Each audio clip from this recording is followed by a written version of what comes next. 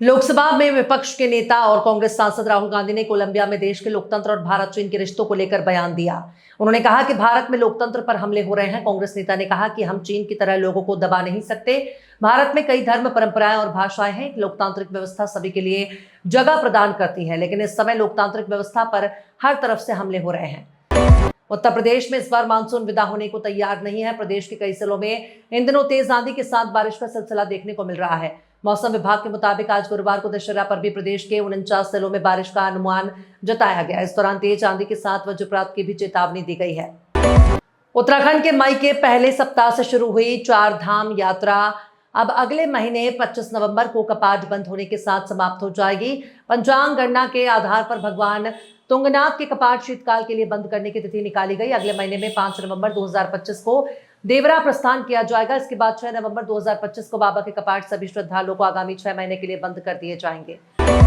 अगर आप आज 1 किलो सोना खरीदते हैं तो सवाल उठता है कि 2050 तक इसकी कीमत कितनी हो सकती है और निवेश से कितना लाभ या नुकसान हो सकता है। एक साधारण गणना के आधार पर देखा जाए तो यदि सोने की कीमतों में वर्तमान दर से औसतन 8% वार्षिक बढ़ोतरी होती है तो 2050 तक सोने की कीमत में लगभग 25 गुना वृद्धि हो सकती है। इसका मतलब है कि 2050 में 1 किलो सोने की कीमत लगभग 30 से 35 करोड़ तक पहुंच सकती है। एम्स भोपाल अब अत्याधुनिक तकनीक से लैस होने जा रहा है। यहां जल्द ही da Vinci robotic arm system स्थापित किया जाएगा। यह पहला प्रदेश के किसी सरकारी अस्पताल में पहली बार हो रहा है। इस सिस्टम में एक कंसोल और 2 रोबोटिक आर्म होंगे जिन्हें डॉक्टर कंट्रोल करेंगे। खास बात यह है कि इसमें एक मोबाइल रोबोटिक आर्म भी रहेगा जिसे कहीं भी ले जाकर इस्तेमाल किया जा सकेगा। यानी भोपाल का डॉक्टर विदेश में बैठे मरीज का भी ऑपरेशन कर सकेगा। भारतीय रिजर्व बैंक ने 2000 रुपए के नोटों के चलन पर भारी गिरावट की जानकारी दी है। 30 सितंबर 2025 तक इन नोटों का कुल मूल्य घटकर 5,884 करोड़ रुपए रह गया है। मई 2023 में जब नोट वापसी की घोषणा हुई थी तब इनका मूल्य 3.56 लाख करोड़ रुपए था, जो आज की मौजूदा स्थिति में भारी गिरावट को दर्शाता है। दिल्ली सरकार ने अपने स्कूलों में एक नया शैक्षिक कार्यालय राष्ट्र नीति शुरू करने का ऐलान किया है। इस कार्यक्रम के तहत बच्चों को न सिर्फ स्वतंत्रता सेनानियों और लोकतांत्रिक मूल्यों के बारे में पढ़ाया जाएगा, बल्कि राष्ट्रीय स्वयंसेवक संघ और उससे जुड़े नेताओं के योगदान को भी शामिल किया जाएगा।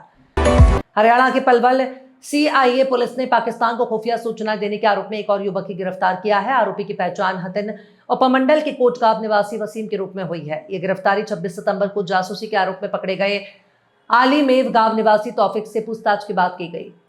बॉलीवुड सिंगर कुमार सानू पर उनकी एक्स वाइफ रीटा भट्टाचार्य ने कुछ समय पहले संगीन आरोप लगाए थे। रीटा ने कुमार सानू की फैमिली को लेकर भी सनसनीखेज दावे किए थे। ऐसे में अब सिंगर ने रीटा को कानूनी नोटिस भेजा है और तमाम आरोपों को खारिज किया है।